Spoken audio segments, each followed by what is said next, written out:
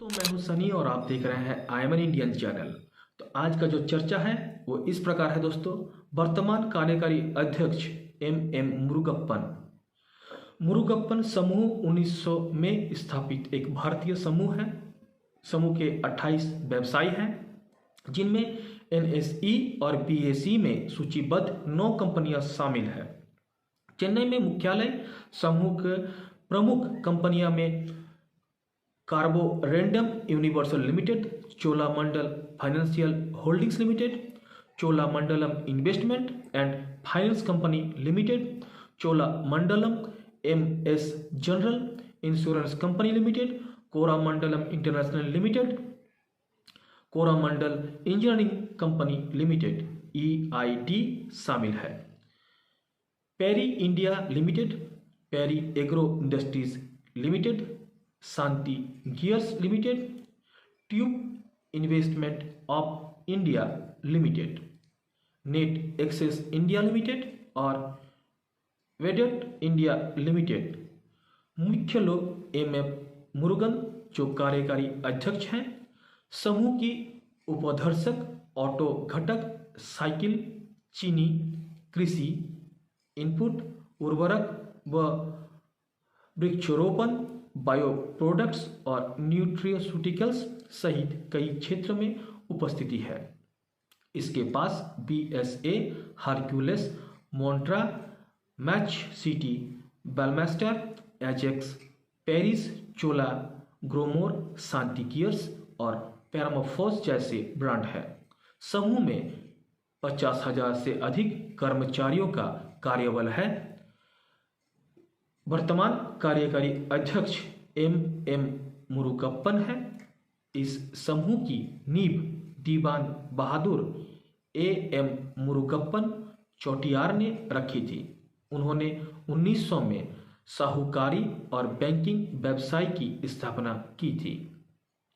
व्यवसाय पहले Moulmein Burma अब म्यांमार में स्थापित किया गया था और फिर British Malaya, Ceylon, Dutch East Indies और फ्रेंच इंडो चाइना में फैल गया। 1921 के बाद का जो विवरण है वो इस प्रकार रहा। 1930 के दशक में व्यापार को वापस भारत ले जाया गया।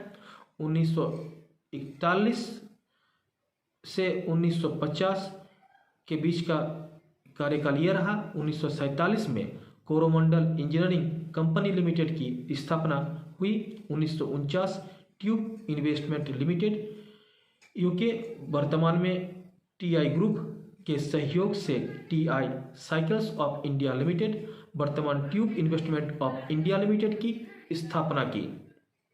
1954 मद्रास इंडिया लिमिटेड के कार्बोरेंडम यूनिवर्सल वर्तमान में कार्बोरेंडम यूनिवर्सल लिमिटेड की स्थापना मुद्रा तमिलनाडु में मद्रास तमिलनाडु में Murugappan group the carborundum company limited USA और universal grinding wheel company limited UK के बीच त्रिपक्षीय सहयोग के रूप में की गई थी। 1955 में tube investments of India limited ने tube products Oldbury limited UK के सहयोग से tube products of India limited की स्थापना की। 1960 tube investment of India limited ने डायमंड चेन कंपनी USA के साथ मिलकर TI डायमंड चेन्स लिमिटेड की स्थापना की। 1960 tube investment of India limited ने मिलर UK के साथ मिलकर TI मिलर की स्थापना की। उसके बाद दोस्तों बात आता है 1965 में, जब TI मेटल फर्मिंग की स्थापना की। 1968 में कदमाने एसेट्स को खरीदा। उसके बाद आता है समय 1978 का। कार्बोरेंडम यूनिवर्सल लिमिटेड ने ईस्टर्न एब्रेसिव्स लिमिटेड का अधिग्रहण किया।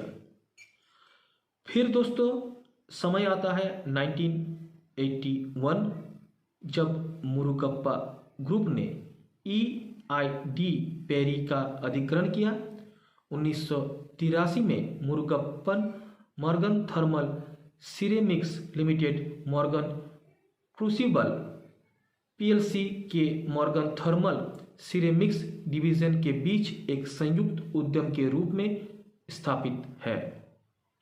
यूके और मुरुगप्पा समूह की कार्बोरेंडम यूनिवर्सल लिमिटेड मुरुगप्पा समूह ने EPI के सहयोग से पॉल्यूटेक लिमिटेड की स्थापना की। 1990 में tube investment of India limited ने प्रेस मेटल का अधिग्रहण किया। दोस्तों 1990 के बाद 1991 में हाउस ऑफ खटोस ग्रुप ने वेडेंट इंडिया लिमिटेड में अपना हिस्सा कार्बोरेंडम यूनिवर्सल लिमिटेड को बेच दिया।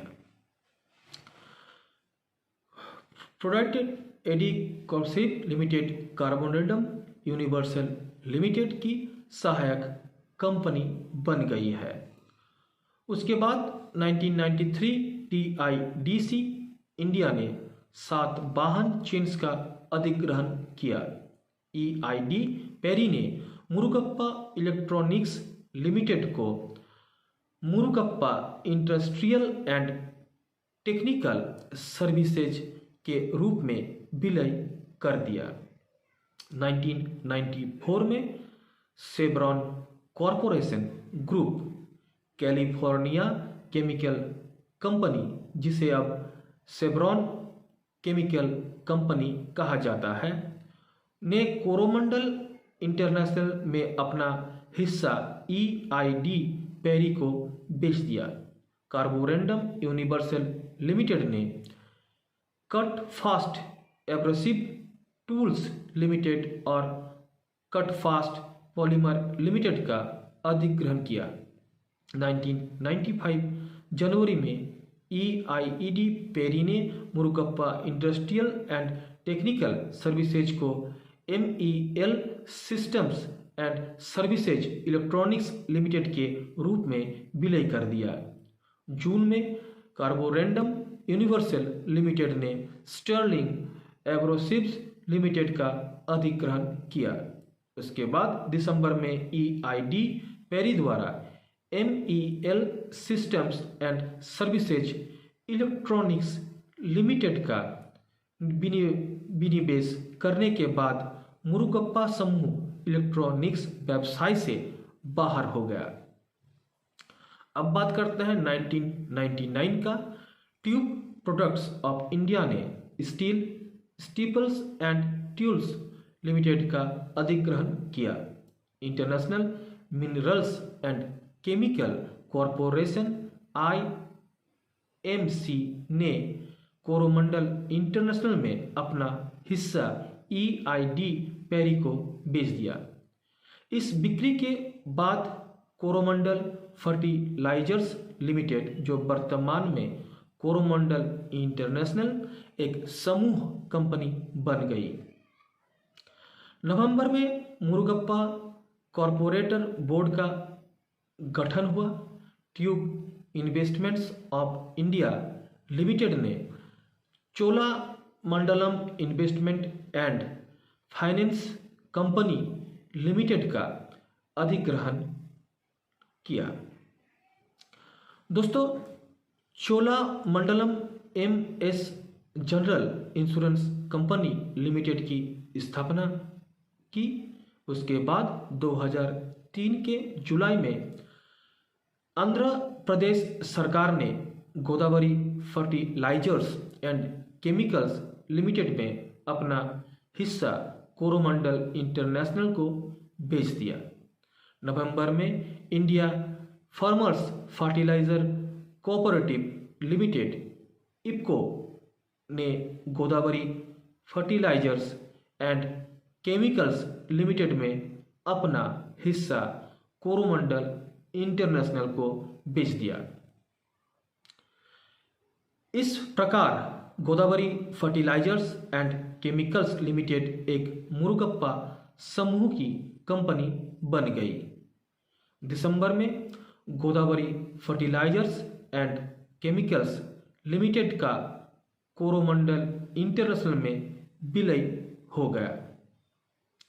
उसके बाद 2006 में कोरोमंडल फर्टिलाइजर, आज का जो कोरोमंडल इंटरनेशनल है, फिकॉन ऑर्गेनिक्स लिमिटेड का अधिग्रहण किया।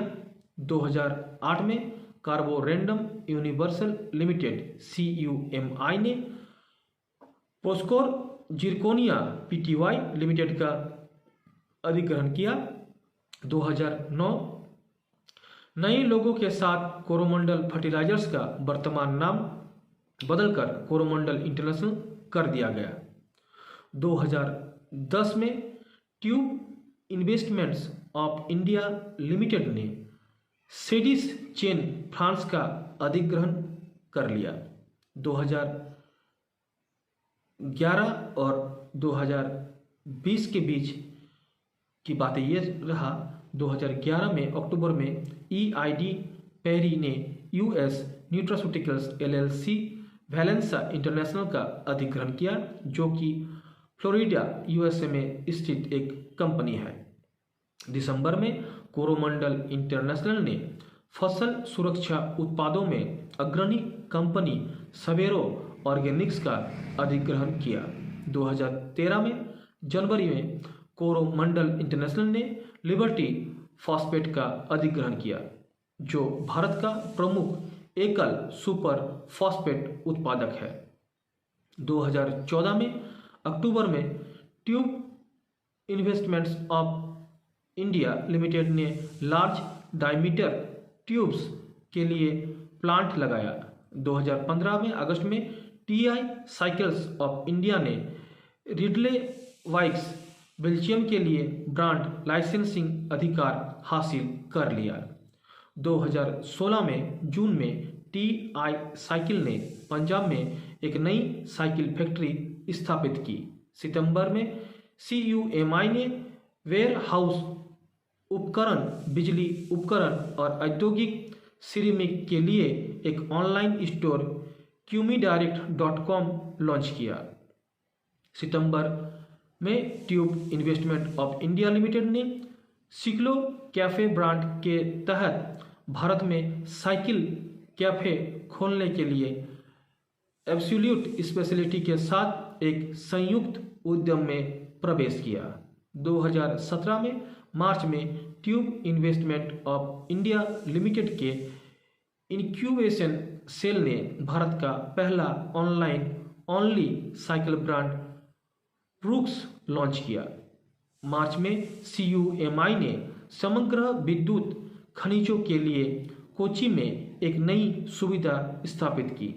दिसंबर में TI साइकिल्स ने creative cycles and great cycles Sri Lanka में नियंत्रण हिस्सेदारी के अधिग्रहण के लिए एक समझौते पर हस्ताक्षर करने की घोषणा की। उसके बाद 2018 में जनवरी में EID पेरी और सिथाइल इंडस्ट्रीज ने 50-50 संयुक्त उद्यम की घोषणा की। अप्रैल कोरोमंडल इंटरनेशनल ने EID पेरी भारत के जैव कीटनाशक व्यवसाय का अधिग्रहण किया। Tube investment of India limited ने 27 नवंबर को एक भवन निर्माण सामग्री TI मार्चे TMT लॉन्च की। 2020 में नवंबर में मुरुगप्पा ने CG power and industrial solution में 56% हिस्सेदारी का अधिग्रहण किया।